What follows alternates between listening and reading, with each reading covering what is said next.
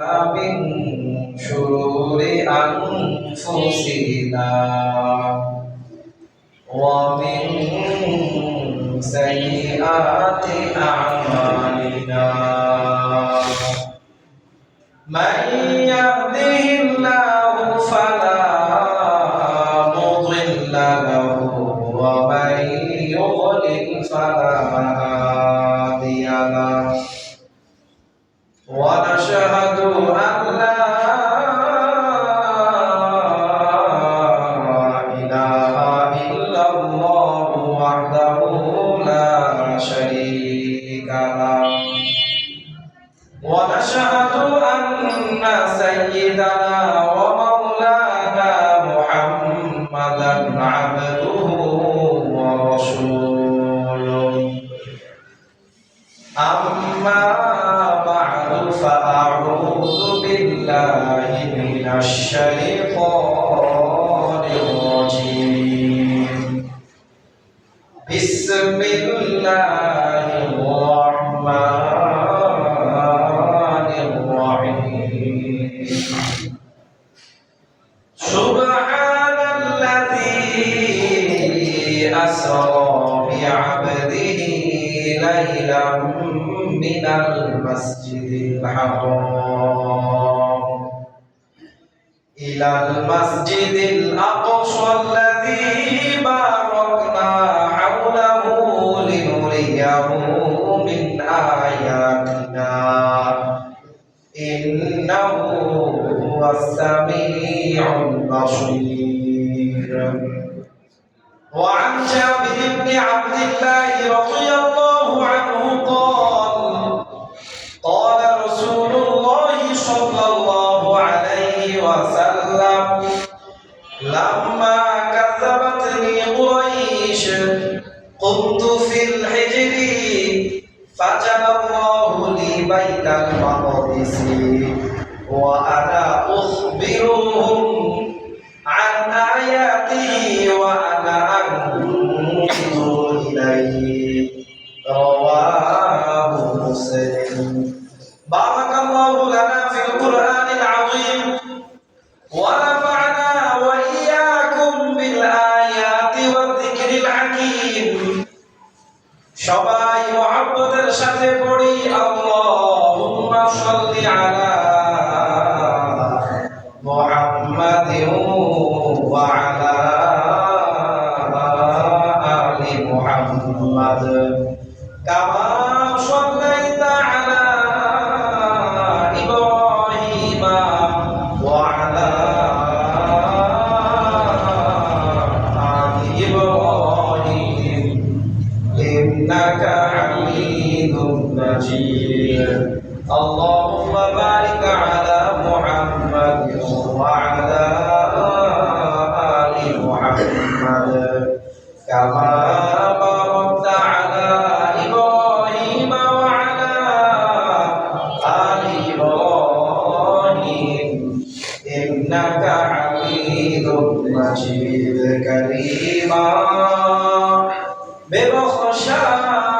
ببخشاي وارحمنا كريما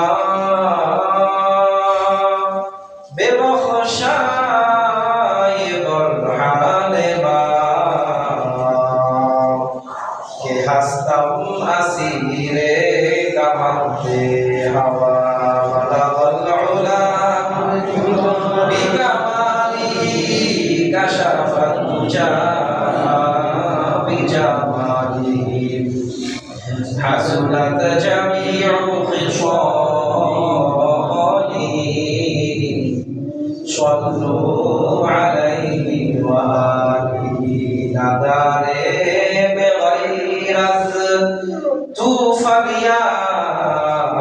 درس چوئی عاشقیا خطا بخش بس نگهدار مانا سران خطا خطا در گذارو صواب ما لا إله إلا الله لا ইলাহা ইল্লাল্লাহ লা ইলাহা ইল্লাল্লাহ লা ইলাহা ইল্লাল্লাহ মুহাম্মাদুর রাসূলুল্লাহ।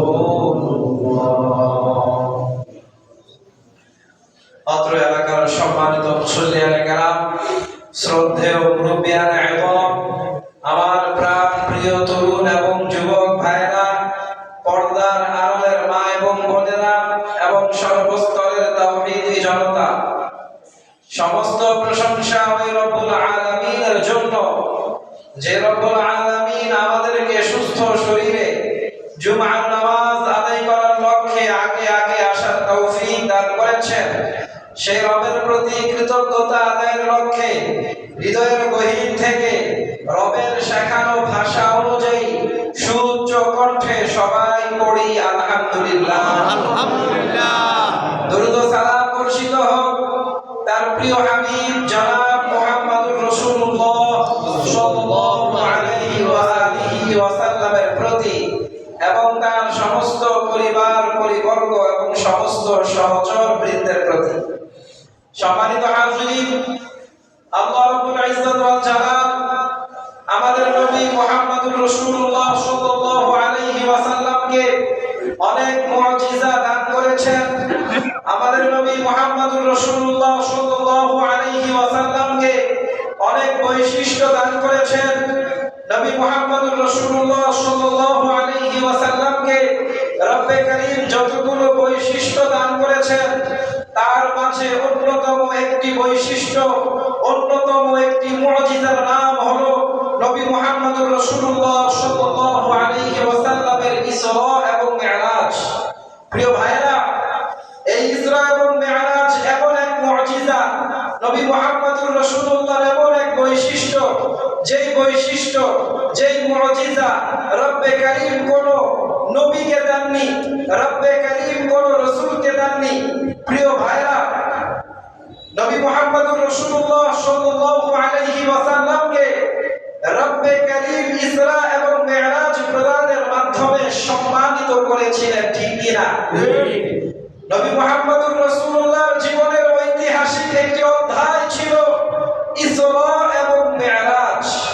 প্রিয় ভাইরা, নবী মুহাম্মদুর রাসূলুল্লাহ সাল্লাল্লাহু আলাইহি ওয়াসাল্লামকে রব্বে কারীম বিশেষ যানবাহন, যার নাম হলো বুরাক, এই বুরাকের মাধ্যমে মসজিদে হারাম থেকে মসজিদে আকসা পর্যন্ত রাত্রিকালীন ভ্রমণ করিয়েছিলেন, যার নাম হলো ইসরা।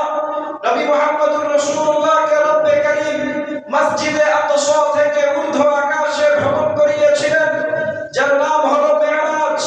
প্রিয় ভাইরা, রব্বে কারীম নবী মুহাম্মদুর রাসূলুল্লাহকে প্রথম আকাশে নিয়ে গিয়েছিলেন, রব্বে কারীম নবী মুহাম্মদুর রাসূলুল্লাহকে দ্বিতীয় আকাশে নিয়ে গিয়েছিলেন, রব্বে কারীম নবী মুহাম্মদুর রাসূলুল্লাহকে তৃতীয় আকাশে নিয়ে গিয়েছিলেন, রব্বে কারীম নবী মুহাম্মদুর রাসূলুল্লাহকে চতুর্থ আকাশে নিয়ে গিয়েছিলেন, রব্বে কারীম নবী মুহাম্মদুর রাসূলুল্লাহকে পঞ্চম আকাশে নিয়ে গিয়েছিলেন, রব্বে কারীম নবী মুহাম্মদুর রাসূলুল্লাহকে ষষ্ঠ আকাশে নিয়ে গিয়েছিলেন, রব্বে কারীম নবী মুহাম্মদুর রাসূলুল্লাহকে সপ্তম আকাশে নিয়ে গিয়েছিলেন। প্রিয় ভাইরা, রব্বে কারীম নবী মুহাম্মদুর রাসূলুল্লাহ সাল্লাল্লাহু আলাইহি ওয়াসাল্লামকে সিদরাতুল মুনতাহায় নিয়ে গিয়েছিলেন। রব্বে কারীম নবী মুহাম্মদুর রাসূলুল্লাহ সাল্লাল্লাহু আলাইহি ওয়াসাল্লামকে সিদরাতুল মুনতাহা পরবর্তী জায়গাতেও নিয়ে গিয়েছিলেন। রব্বে কারীম নবী মুহাম্মদুর রাসূলুল্লাহ সাল্লাল্লাহু আলাইহি ওয়াসাল্লামকে রব্বে কারীমের সাথে দিদার দানে ধন্য করেছিলেন। সবাই চিৎকার করে বলেন সুবহানাল্লাহ। প্রিয় ভাইরা, রব্বে কারীম নবী মুহাম্মদুর রাসূলুল্লাহ সাল্লাল্লাহু আলাইহি ওয়াসাল্লামকে সাত আকাশের ঊর্ধ্বে রেখে রব্বে কারীম নবী মুহাম্মদুর রাসূলুল্লাহ সাল্লাল্লাহু আলাইহি ওয়াসাল্লামকে তিনটি হাদিয়া দিয়েছিলেন। কয়টি হাদিয়া বলেন? তিনটি হাদিয়া দিয়েছিলেন। সহিহ তিরমিজির মাঝে হাদিস এসেছে, নবী মুহাম্মদুর রাসূলুল্লাহ সাল্লাল্লাহু আলাইহি ওয়াসাল্লামের ব্যাপারে সহিহ তিরমিজির মাঝে বিশুদ্ধ সূত্রে বর্ণিত হাদিসে বলা হচ্ছে, উরতিয়া রাসূলুল্লাহ সাল্লাল্লাহু আলাইহি ওয়াসাল্লাম সালাসান, নবী মুহাম্মদুর রাসূলুল্লাহ সাল্লাল্লাহু আলাইহি ওয়াসাল্লামকে মেরাজের রাতে রব তার কাছে ডেকে তিনটি হাদিয়া দিয়েছিলেন। কয়টি হাদিয়া? জোরে বলেন কয়টি? নবী মুহাম্মদুর রাসূলুল্লাহকে রব্বে কারীম সর্বপ্রথম যে হাদিয়া দিয়েছিলেন ওই হাদিয়ার নাম হলো উতিয়া রাসূলুল্লাহ সাল্লাল্লাহু আলাইহি ওয়াসাল্লাম as-salawatil khamsa। রব্বে কারীম মেরাজের রাতে নবীকে নিজের কাছে ডেকে একান্তে তাকে যে তিন হাদিয়া দিয়েছিলেন ওই তিন হাদিয়ার প্রথম হাদিয়া হলো 5 ওয়াক্ত নামাজ। বলেন কয় ওয়াক্ত নামাজ? প্রিয় ভাইরা, নবী মুহাম্মদুর রাসূলুল্লাহকে মেরাজের রাতে রব নিজের কাছে ডেকে যে দ্বিতীয় হাদিয়া দিয়েছিলেন ওই দ্বিতীয় হাদিয়া হলো ওয়া উতিয়া খাওয়াতিম সূরাতুল বাকারা। সূরাতুল বাকারার শেষ তিন আয়াত মেরাজের রাতে নবীকে রব দিয়েছিলেন। সূরা বাকারার শেষ তিন আয়াত। এজন্য প্রিয় ভাইরা, আমরা সূরাতুল বাকারার শেষ তিন আয়াত বেশি বেশি পড়তে চেষ্টা করব ইনশাআল্লাহ। নবী মুহাম্মদুর রাসূলুল্লাহ হাদিসের মধ্যে বলেন, কেউ যদি রাতে ঘুমানোর আগে সূরা বাকারার শেষ তিন আয়াত পড়ে লা ইয়ামুরুহু মান ফিস সামাওয়াতি ওয়াল আরদি, আকাশ জমিনের কোন বস্তু ওই ব্যক্তিকে ক্ষতি করতে পারবে না। সুবহানাল্লাহ। এজন্য প্রিয় ভাইরা, নবী মুহাম্মদুর রাসূলুল্লাহকে রব মেরাজের রাতে নিজের কাছে ডেকে যে দ্বিতীয় হাদিয়া দিয়েছিলেন ওই দ্বিতীয় হাদিয়া হলো সূরাতুল বাকারার শেষ তিন আয়াত। বলেন কোন তিন আয়াত? শেষ তিন আয়াত পড়তে চেষ্টা করব ইনশাআল্লাহ। প্রিয় ভাইরা, নবী মুহাম্মদুর রাসূলুল্লাহ সাল্লাল্লাহু আলাইহি ওয়াসাল্লামকে রব মেরাজের রাতে ডেকে তৃতীয় যে হাদিয়া দিয়েছিলেন ওই হাদিয়া হলো গুফিরা লিমান লাম ইউশরিক বিল্লাহি মিন উম্মতিহি শাইআ। নবী মুহাম্মদুর রাসূলুল্লাহকে রব তৃতীয় হাদিয়া দিয়েছিলেন। রব নবীকে বলেন, যদি আপনার উম্মতের কেউ আমি রবের সাথে জীবনেও শরীক না করে, যদি কোন ব্যক্তি আমি রবের সাথে শিরক না করে, রব নবীকে বলেন আপনি ঘোষণা দিয়ে দিন আমি রব ওই বান্দাকে ক্ষমা করে দিলাম। এজন্য প্রিয় ভাইরা, তৃতীয় হাদিয়া হলো যে রবের সাথে শিরক করবে না তার জন্য ক্ষমার ঘোষণা। কার পক্ষ থেকে? জোরে বলেন কার পক্ষ থেকে? আল্লাহর থেকে। প্রিয় ভাইরা, তিনটি হাদিয়া। প্রথম হাদিয়া হলো 5 ওয়াক্ত নামাজ। পড়ব তো ইনশাআল্লাহ। যে হাদিয়া রব নবীকে ডেকে একান্তে আকাশের উপরে দিয়েছেন, 5 ওয়াক্ত নামাজ পড়ার দরকার আছে কিনা? আপনি যাই করেন, যত কষ্টই হোক, যাই করেন, 5 ওয়াক্ত নামাজ আমরা ছাড়বো না ইনশাআল্লাহ। দ্বিতীয় হাদিয়া দিয়েছেন সূরাতুল বাকারার শেষ তিন আয়াত। তৃতীয় হাদিয়া দিয়েছেন যারা রবের সাথে শিরক করবে না তাদের জন্য ক্ষমার ঘোষণা। কার পক্ষ থেকে? আল্লাহ থেকে। প্রিয় ভাইরা, বর্তমান সমাজে অনেক ভাই আছে মাজারে গিয়ে বাবার পায়ে সিজদায় লুটিয়ে পড়েন। আছেন কিনা? জোরে বলেন আছেন কিনা? তারা রবের সাথে শিরক করলো। যারা রবের সাথে শিরক করে রব তাদেরকে ক্ষমা করবে না। জোরে বলেন ক্ষমা করবে না? ক্ষমা করবেন না। এজন্য কেউ বাবার দরবারে গিয়ে মাজারে গিয়ে বাবাকে সিজদা করতে পারবে না। সিজদা করবে কাকে? আল্লাহ। জোরে বলেন কাকে? আল্লাহকে। প্রিয় ভাইরা, বহু ভাইকে দেখা যায় বিভিন্ন বাবার নামে পশু জবাই করে। পশু জবাই হবে কার জন্য? আল্লাহর জন্য। জোরে বলেন কার জন্য? আল্লাহর জন্য। কেউ যদি বাবার নামে পশু জবাই করে সম্পূর্ণ শিরক। যে শিরক করে আল্লাহ তাকে ক্ষমা করেন না। এই যে রজব মাস চলছে, 27শে রজব আসবে, দেখবেন অনেক মানুষ বাবার নামে সিজদা করবে, বাবার নামে অনেক মানুষ পশু জবাই করবে। সম্পূর্ণ শিরক। ইবাদতের রাতে যারা শিরক করবে তাদের জন্য কোনো ক্ষমা নেই, তাদের জন্য কোনো ক্ষমা নেই। এজন্য প্রিয় ভাইরা, নবী মুহাম্মদুর রাসূলুল্লাহ যে তিন হাদিয়া মেরাজের এই তিন হাদিয়া কি শুধুমাত্র নবীর জন্য নাকি আমাদের জন্য? বলেন তো। আমাদের জন্য। নবীর জন্য নাকি শুধুমাত্র নবীর জন্যই নাকি আমাদের জন্য? আমাদের জন্য। এই জন্য এই তিন হাদিয়া যেভাবে নবীকে প্রদান করা হয়েছে, সরাসরি নবীকে এবং নবীর মাধ্যমে এই হাদিয়া আমাদেরকেও প্রদান করা হয়েছে। চিৎকার করে বলেন সুবহানাল্লাহ। এজন্য এই তিন হাদিয়া গ্রহণ করব তো ইনশাআল্লাহ। প্রিয় ভাইরা, নবী মুহাম্মদুর রাসূলুল্লাহ সাল্লাল্লাহু আলাইহি ওয়াসাল্লামকে মেরাজের রাতে রব নিজের কাছে থেকে তিনটা হাদিয়াই প্রদান করেছে। অনেক ভাইদেরকে বলতে শোনা যায়, অনেক ভাইরা বলেন নবী মুহাম্মদুর রাসূলুল্লাহকে আত্তাহিয়াতু যেটা তাশাহুদ, এই তাশাহুদও প্রদান করা হয়েছে। সম্পূর্ণ একটি জাল হাদিসের মাধ্যমে প্রমাণিত। সহিহ হাদিসের মাঝে নবী মুহাম্মদুর রাসূলুল্লাহকে রব তিনটি হাদিয়া দিয়েছেন। তিনটি হাদিয়ার কথাই পাওয়া যায়, অন্যান্য যত হাদিয়ার কথা শোনা যায়, বিশেষ করে তাশাহুদের ব্যাপারে যে হাদিসগুলো সমাজে প্রমাণিত, সম্পূর্ণ জাল হাদিস। বলেন কি হাদিস? জাল হাদিস। জাল হাদিস গ্রহণযোগ্য না। জাল হাদিস বাতিল। নবীর নামে মিথ্যাচার কোনদিন সহ্য করা যায় না। জোরে বলেন, সহ্য করা যায় না। এজন্য প্রিয় ভাইরা, আমরা জাল হাদিসের মাধ্যমে যা প্রমাণিত সেগুলো গ্রহণ করতে রাজি না। অনেক ঘটনাই শুনতে মজা লাগে, কিন্তু দেখতে হবে যে ঘটনাগুলো শুনি সহিহ হাদিসের মাধ্যমে প্রমাণিত নাকি জাল হাদিসের মাধ্যমে প্রমাণিত, আমাদের জানার দরকার আছে কিনা। ঘটনা শুনতে তো মজা লাগে, যত ঘটনা শুনি বহু ঘটনা জাল হাদিসের মাধ্যমে প্রমাণিত। এজন্য জাল হাদিস থেকে আমাদের ফিরে আসার দরকার আছে কিনা। নবীর নামে মুসলমান মিথ্যাচার করবে, সেগুলো কোনোদিন মেনে নেওয়া যায় না।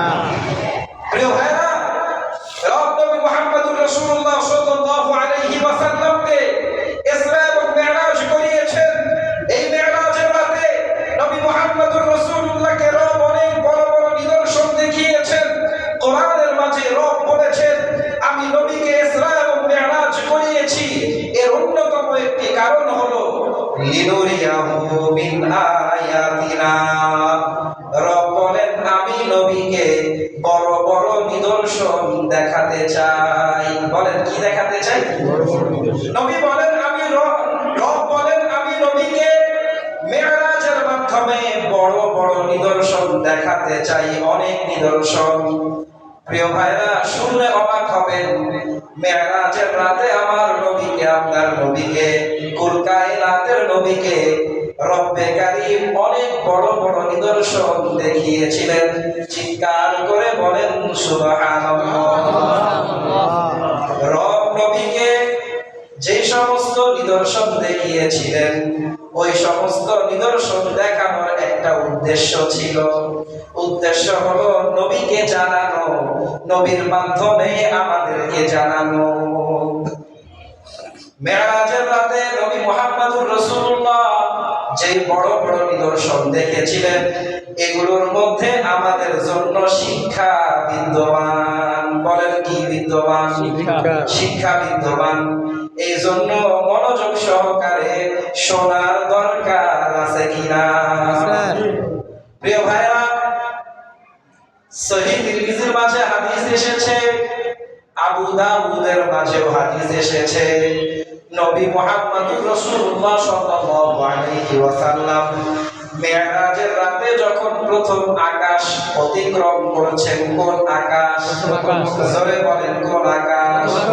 প্রথম আকাশ যখন অতিক্রম করেছেন, তাফসীরে ইবনে কাসিরের মাঝে আল্লামা ইবনে কাসির রাহিমাহুল্লাহ চমৎকার ভাবে লিখেছেন, ফামাযা বিহি ইলা সামাইল উলা। নবী মুহাম্মদুর রাসূলুল্লাহ যখন প্রথম আকাশ অতিক্রম করেছেন, তখন নবী মুহাম্মদুর রাসূলুল্লাহ রাআ নাহরান, একটা নদী দেখতে পেলেন। বলেন কি দেখতে পেলেন? একটা নদী দেখতে পেলেন। তাফসীরে ইবনে কাসিরের মাঝে আছে, নবী মুহাম্মদুর রাসূলুল্লাহ যে নদীটা দেখতে পেলেন, আলাইহি কসরুম মিন লুবলুইন ওয়া যাবারজাদিন, ওই নদীকে ঘিরে রেখেছে মুক্তা এবং জবরজদের একটি প্রাসাদ, চিৎকার করে বলেন সুবহানাল্লাহ। নবী যে নদীটা দেখতে পেয়েছেন, এই নদীকে ঘিরে রেখেছে বিশাল বড় একটা প্রাসাদ। যে প্রাসাদ নির্মিত হলো মুক্তা এবং জবরজদ দামি পাথরের মাধ্যমে।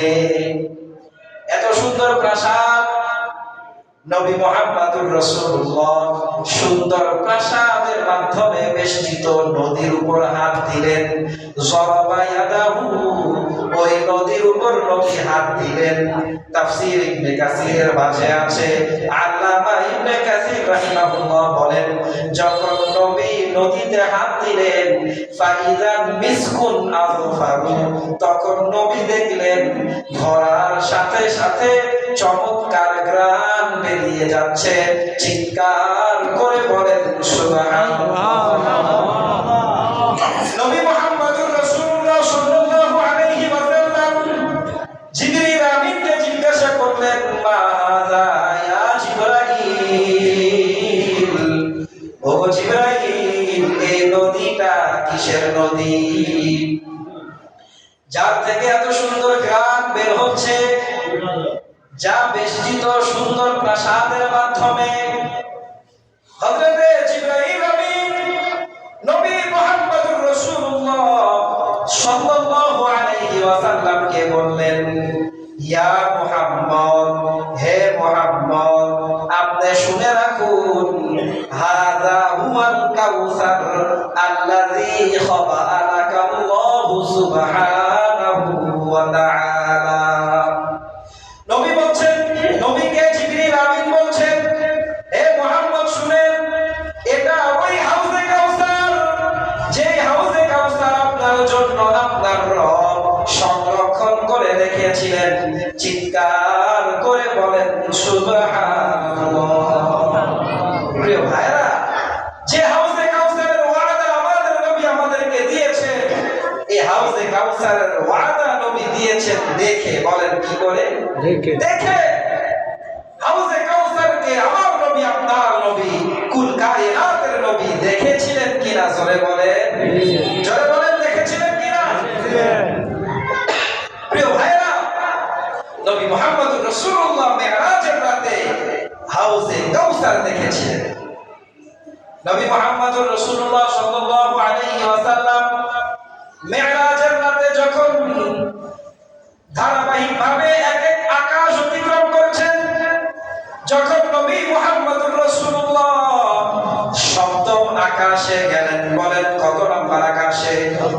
সপ্তম আকাশে যখন গেলেন, তখন নবী মুহাম্মদুর রাসূলুল্লাহ রাআ ইব্রাহিম আলাইহিস সালাতু ওয়াস সালামকে দেখতে পেলেন। নবী ইব্রাহিমকে নবী মুহাম্মদুর রাসূলুল্লাহ দেখলেন মুত্তাকিফান, তিনি হেলান দিয়ে আছেন ইলা বাইতুল মামুরি, বাইতুল মামুরের দিকে। সপ্তম আকাশে একটা মসজিদ আছে যার নাম হলো বাইতুল মামুর। বলেন কি মামুর? বাইতুল মামুর। যে মসজিদটা হলো ফেরেশতাদের মসজিদ, ওই মসজিদে হযরত ইব্রাহিম আলাইহিস সালাতু ওয়াস সালাম হেলান দিয়ে বসে আছেন, ট্যাগ দিয়ে বসে আছেন। নবী মুহাম্মদুর রাসূলুল্লাহ হযরত ইব্রাহিমকে সালাম দিলেন। হযরত ইব্রাহিম নবী মুহাম্মদুর রাসূলুল্লাহ সালামের উত্তর গ্রহণ করলেন। উত্তর দিয়ে হযরত ইব্রাহিম নবীকে বলেন, হে মুহাম্মদ, আতারি উম্মাতাকা মিন্নিস সালাম, হে মুহাম্মদ, তুমি তোমার উম্মতের কাছে গিয়ে আমার পক্ষ থেকে সালাম জানাবে। বলেন কি জানাবে? সালাম জানাবে। সালাম দিয়েছেন কে? নবী ইব্রাহিম আলাইহিস সালাতু ওয়াস সালাম। সালাম জানানোর অর্থ হলো বিশেষ কিছু বলবেন। কারণ কেউ যদি আপনাকে সালাম জানায়, সালাম জানানোর অর্থ হলো বিশেষ কিছু বলবেন, ঠিক না? আমি যদি বলি অমুককে সালাম জানাও, অমুকের কাছে সালাম পাঠাও, মানে হলো বিশেষ কোনো বার্তা ডেকে বলবেন অথবা বিশেষ কোনো সংবাদ পাঠাবেন। হযরত ইব্রাহিম আলাইহিস সালাতু ওয়াস সালাম নবী মুহাম্মদুর রাসূলুল্লাহকে বলেন, হে মুহাম্মদ, তোমার উম্মতকে আমার পক্ষ থেকে সালাম পাঠাও।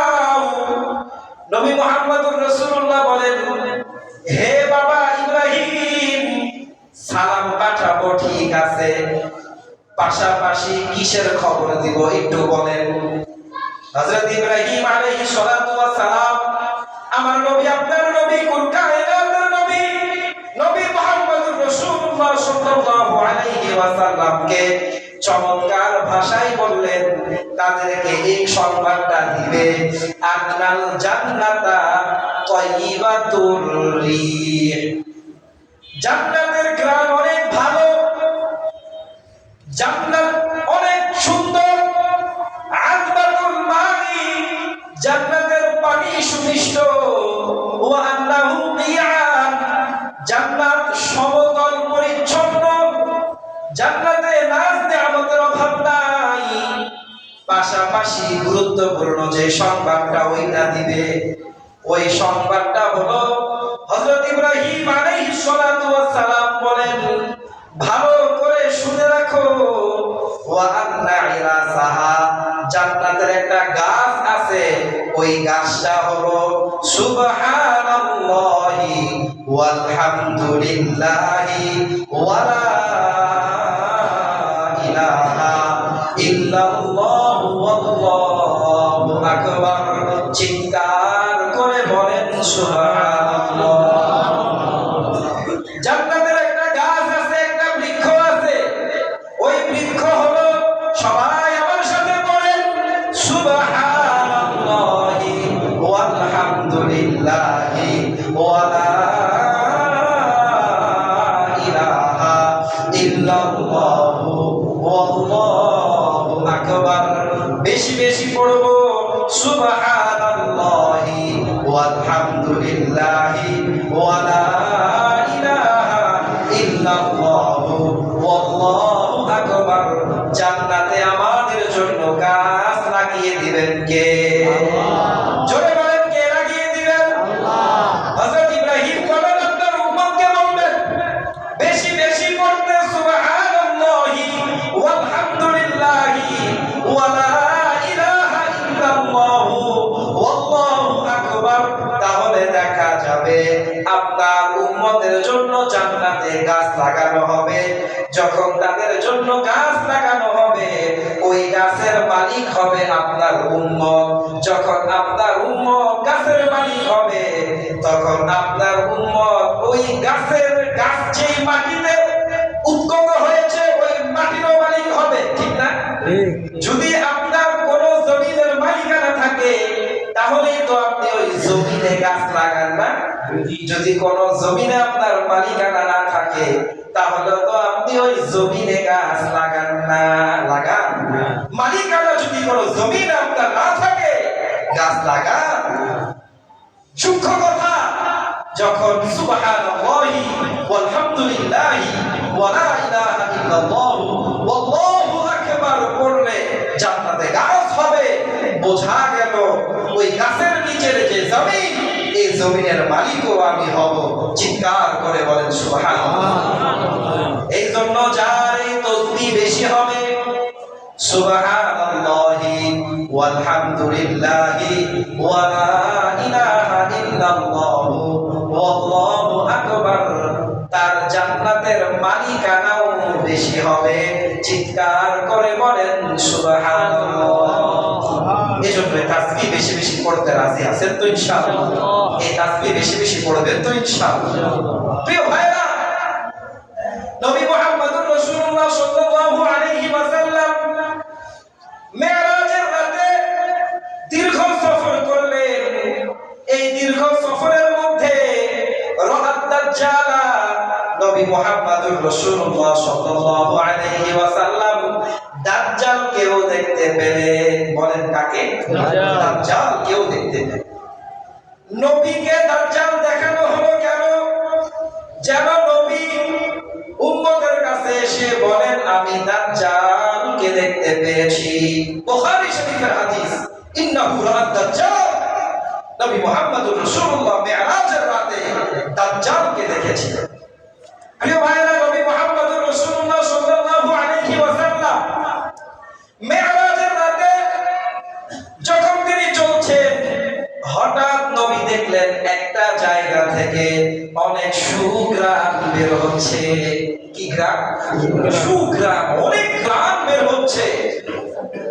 নবী মুহাম্মদুর রাসূলুল্লাহ সাল্লাল্লাহু আলাইহি ওয়াসাল্লাম ওয়াকাফা, ওই জায়গায় দাঁড়িয়ে গেলেন। তাফসীর ইবনে কাসীরের মাঝে আল্লামা ইবনে কাসীর রাহিমাহুল্লাহ লেখেন, নবী মুহাম্মদুর রাসূলুল্লাহ ওই জায়গায় দাঁড়িয়ে গেলেন। দাঁড়ালেন কেন? এত সুগ্রাম কোত্থেকে আসে? হয়তো এই জায়গা থেকে একটু সুনিশ্চিত হই, আপনি যখন হাঁটেন, যখন পথিমধ্যে দেখবেন কোন জায়গাতে খুব সুগ্রাম, তখন আপনি দাঁড়াবেন, দাঁড়িয়ে আগে বুঝতে চেষ্টা করবেন কিসের থেকে গ্রাম, এটা কিসের গ্রাম, কোত্থেকে আসে, চেষ্টা করবেন না? নবী মুহাম্মদুর রাসূলুল্লাহ দাঁড়িয়ে গেলেন, ওয়াকাফা, থেমে গেলেন। নবী মুহাম্মদুর রাসূলুল্লাহ আগে বুঝতে চেষ্টা করবেন কোন জায়গা থেকে গ্রাম আসছে। নবী মুহাম্মদুর রাসূলুল্লাহ নিশ্চিত হলেন এই জায়গা থেকে গ্রাম আসছে। তাফসীর ইবনে কাসীরের মাঝে আছে, তাফসীর ইবনে কাসীরের মাঝে কোন ঘটনা অশুদ্ধ নয়, সব ঘটনা বিশুদ্ধ। চিৎকার করে বলেন সুবহানাল্লাহ। প্রিয় ভাইরা, তাফসীর ইবনে কাসীরের মাঝে যত ঘটনা সবগুলো সনদ বিশুদ্ধ। তাফসীর ইবনে কাসীরের মাঝে আছে নবী মুহাম্মদুর রাসূলুল্লাহ ওয়াকাফা, থেমে গেলেন। নবী মুহাম্মদুর রাসূলুল্লাহ থেমে আগে নিশ্চিত হলেন কোন জায়গা থেকে সুগ্রাম বের হচ্ছে। নবী মুহাম্মদুর রাসূলুল্লাহ ওই জায়গাটাকে নির্ণয় করার পরে হযরত জিবরাইল আলাইহিস সালাতু ওয়াস সালামকে বললেন, মা হাযিহি, এই গ্রাম কিসের গ্রাম? নবী মুহাম্মদুর রাসূলুল্লাহকে হযরত জিবরাইল বলেন, হাযিহি রাইহাতু মাশিকাতি ইবনাতি ফিরআউনা ওয়া আওলাদিহা। হযরত জিবরাইল নবী মুহাম্মদুর রাসূলুল্লাহকে বলেন, এটা হলো একটা মেয়ের চিরুনির গ্রাম। কিসের গ্রাম? জোরে বলেন। চিরুনির গ্রাম। একটা মেয়ের চিরুনির গ্রাম। নবী মুহাম্মদুর রাসূলুল্লাহ সাল্লাল্লাহু আলাইহি ওয়াসাল্লাম হযরত জিবরাইলকে বললেন, আপনি একটু ঘটনাটা খুলে বলেন। এখানে যে গ্রাম, এই গ্রাম হলো একটি মেয়ের চিরুনির গ্রাম, এর মর্ম কি? তাফসীর ইবনে কাসীরের মাঝে বিস্তারিত লম্বা ঘটনাটি বর্ণিত হয়েছে, ঘটনা বিশুদ্ধ। হযরত জিবরাইল আলাইহিস সালাতু ওয়াস সালাম বলেন, হে মুহাম্মদ, আপনি শুনেন, ফিরআউনের রাজপ্রাসাদে একজন মহিলা কাজ করত। বলেন, কে কাজ করত? একজন মহিলা। ওই মহিলার কিছু ছেলে সন্তান ছিল, কিছু মেয়ে সন্তান ছিল। লাহা বানাত ওয়া আওলাদ, তার কিছু ছেলে সন্তান ছিল, কিছু মেয়ে সন্তান ছিল। ওই মহিলার ছোট্ট একটা মেয়ে ছিল, যেই ছোট্ট মেয়ে, ওই ছোট্ট মেয়ে একদিন চুল আঁচড়াচ্ছিল। মেয়েরা চুল আঁচড়ায় না? আঁচড়ায় কিনা? ছোট্ট মেয়ে যখন চুল আঁচড়াচ্ছে, ছোট্ট মেয়ের হাত থেকে চিরুনি পড়ে গিয়েছে। ফিরআউন যদিও নিজেকে রব দাবি করত, কিন্তু ওই মহিলা ফিরআউনকে রব বলে স্বীকার করত না। ওই মহিলা রব বলে স্বীকার করত আল্লাহকে। জোরে বলেন কাকে? আল্লাহকে। আরো জোরে বলেন কাকে? আল্লাহকে। ওই মহিলা ফিরআউনকে রব বলে স্বীকার করত না, সে স্বীকার করত রব্বুহু আল্লাহ, তার রব আল্লাহ।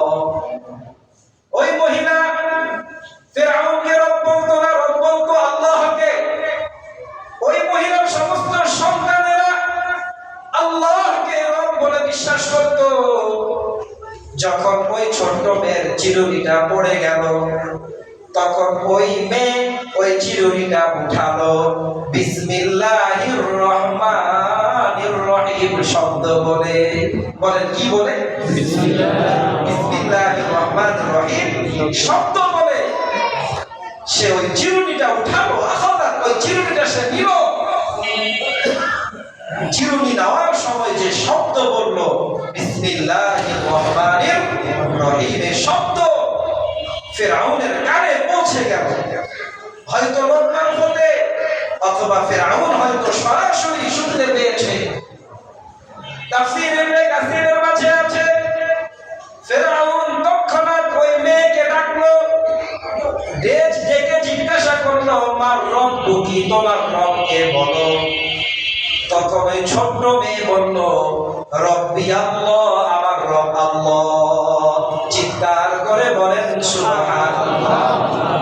ওই মেয়ে বলল, রব্বি আল্লাহ, আমার রব আল্লাহ। আল্লাযী খলাকাকা, যে রব আপনি ফিরআউনকে সৃষ্টি করেছে, ওয়া খলাকানা, এবং আমাদেরকে সৃষ্টি করেছে। প্রিয় ভাইরা, ওই মেয়ের এই উত্তর শুনে ফিরআউন রাগান্বিত হয়ে গেল। বলেন কি হয়ে গেল? রাগান্বিত হয়ে গেল, অনেক রেগে গেল। রাগার পরে ফিরআউন পুরো পরিবারকে ডাকলো। ডাকার পরে বলল, তোমরা সবাই বলো তোমাদের রবকে। সবাই বলল, রব্বুল আল্লাহ, আমাদের সবার রব আল্লাহ। আল্লাযী খলাকানা ওয়া খলাকাস সামাওয়াতি ওয়াল আরদ, যিনি আমাদেরকে সৃষ্টি করেছেন এবং আকাশ জমিন সব কিছুকে সৃষ্টি করেছেন।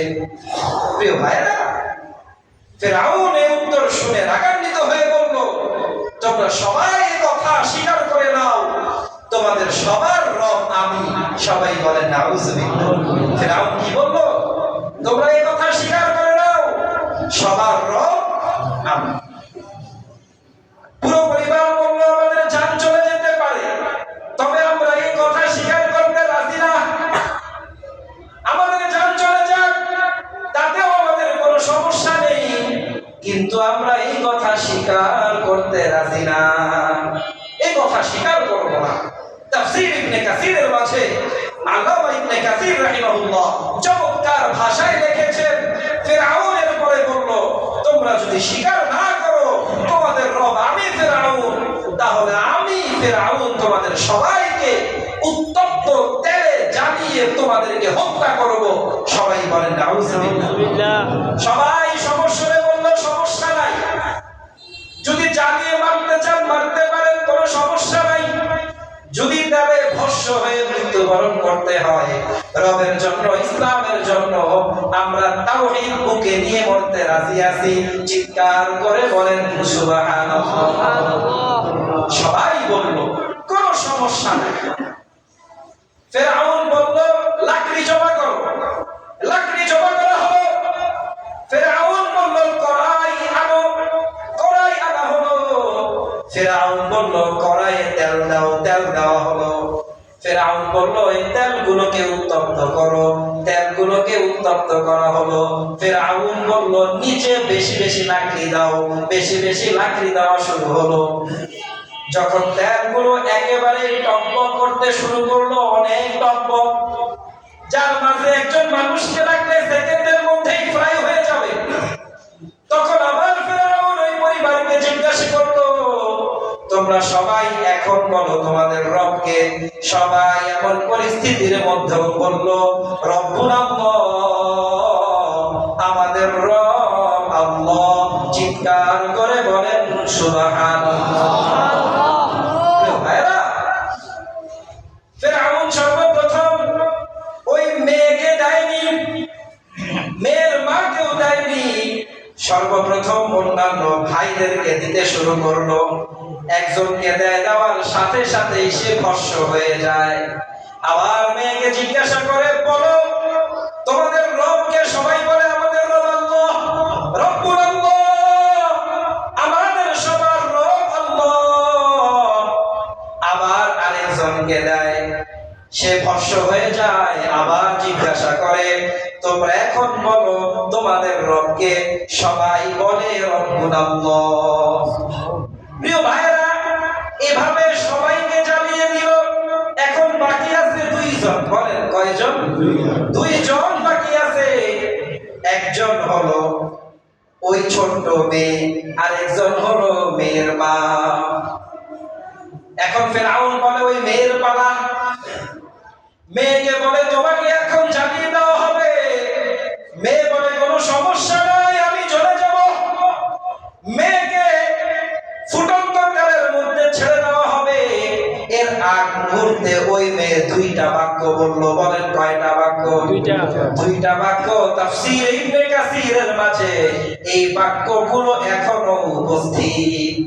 যারা এই দুই বাক্য পড়ে তারাই নিজেদেরকে সম্বরণ করতে পারে না। তাফসীর ইবনে কাসিরের মাঝে আছে ওই ছোট্ট মেয়ে দুইটা বাক্য বললো, যেই দুইটা বাক্য আমাদের সবার জন্য মেসেজ। প্রথম বাক্য হলো ইয়া উম্মি, ও আমার মা, ইকতাহিনি, আপনি ফিরআউনকে ভয় করবেন না। আপনি এই ফুটন্ত তেলের মধ্যে ঈমানের জন্য, ইসলামের জন্য আপনি এই ফুটন্ত তেলের মধ্যে ঝাঁপিয়ে পড়বেন। দ্বিতীয় বাক্য হলো ওই মেয়ে বলে, ও মা, ফাইন্না আযাবাদ দুনিয়া আহওয়ানু মিন আযাবিল আখিরাহ, আপনি ফুটন্ত তেলের মধ্যে আপনি ভস্ম হয়ে যাবেন। কারণ হলো দুনিয়ার শাস্তি পরকালের শাস্তির চেয়েও অতি সামান্য। আচ্ছা বলেন, দুনিয়ার শাস্তি কঠিন নাকি পরকালের শাস্তি কঠিন? বলেন তো। যেহেতু পরকালের শাস্তি কঠিন, এজন্য মেয়ে বলে, মা, এ তো কাহিনী, আপনি ঝাঁপিয়ে পড়বেন, আপনি নেমে পড়বেন, আপনি ভয় করবেন না, লা তাহজানি, আপনি ভয় করবেন না। কারণ হলো ফাইন্না আযাবাদ দুনিয়া আহওয়ানু মিন আযাবিল আখিরাহ, পরকালের শাস্তির চেয়ে দুনিয়ার শাস্তি নগণ্য, দুনিয়ার শাস্তি তুচ্ছ, দুনিয়ার শাস্তি অতি সামান্য। ফাত্তাহামাত এই কথা বলে মেয়ে ঝাঁপ দিল, মেয়ে ভস্ম হয়ে গেল। এর উপরে ওই মাকেও জ্বালানো হলো, মাও ভস্ম হয়ে গেল। প্রিয় ভাইরা, হযরত জিবরাইল আলাইহিস সালাতু ওয়াস সালাম নবী মুহাম্মদুর রাসূলুল্লাহ সাল্লাল্লাহু আলাইহি ওয়াসাল্লামকে বলছেন, তারা সবাই ভস্ম হয়ে গিয়েছে, তাদের ওই চিরুনিটাকে এখানে রাখা হয়েছে এবং তাদের সবাইকে এখানে রাখা হয়েছে। এই জন্য এই জায়গা থেকে এত সুন্দর গান বের হচ্ছে। সবাই বলেন সুবহানাল্লাহ। হযরত জিবরাইল বলেন, হে মুহাম্মদ, আপনি শুনেন, এই গ্রাম দুনিয়ার কোনো গ্রাম না, এই গ্রাম জান্নাতের গ্রাম। বলেন কিসের গ্রাম? জান্নাতের গ্রাম। এজন্য প্রিয় ভাইরা, যদি দ্বীনের জন্য, ইসলামের জন্য যদি কুরবান হওয়া যায়, দ্বীনের জন্য, ইসলামের জন্য যদি সর্বস্ব বিলীন করা যায়, তাহলে আল্লাহ আমাদেরকে কি দিবেন? জোরে বলেন জান্নাত। জোরে বলেন কি দিবেন? প্রিয় ভাইরা, যদি আমরা ইসলামের জন্য, দ্বীনের জন্য সর্বস্ব ব্যয় করতে পারি, জান ব্যয় করতে পারি, মাল ব্যয় করতে পারি, তাহলে আমাদেরকে জান্নাত দিবেন কে? আল্লাহ। জোরে বলেন কে? আল্লাহ। অতএব দ্বীনের জন্য দ্বীনের টাকা যায়, যখন যা দেওয়ার প্রয়োজন তখন তা দেওয়ার দরকার আছে কিনা? আচ্ছা বলেন, একটা সময় এমন হলো যে আপনার জান দেওয়ার প্রয়োজন নেই, আপনার জান্নাতে যাওয়ার দরকার আছে না? আপনার তো জান্নাতে যেতে হবে। জান্নাতে যাওয়ার জন্য জান দেওয়ার দরকার না হলেও যদি মাল দেওয়ার দরকার হয়, তখন মাল দিতে রাজি আছেন তো ইনশাআল্লাহ? জোরে বলেন, রাজি আছেন তো ইনশাআল্লাহ? যখন জান দেওয়ার প্রয়োজন জান দিবেন, যখন জান দেওয়ার প্রয়োজন নেই, মাল দেওয়ার প্রয়োজন, তখন কি দিবেন? জোরে বলেন। জোরে বলেন কি দিবেন? আরো জোরে কি দিবেন? আরো জোরে আওয়াজ বলো, আরো জোরে। আচ্ছা এখন বলি, সবাই তো বললাম জান্নাত চাই, মালও দিতে রাজি। এখন তৃতীয় একটা কথা শুনি। আমরা সবাই জানি আমাদের 14ই ফেব্রুয়ারি মাহফিল, সবাই জানি কি না? মাহফিল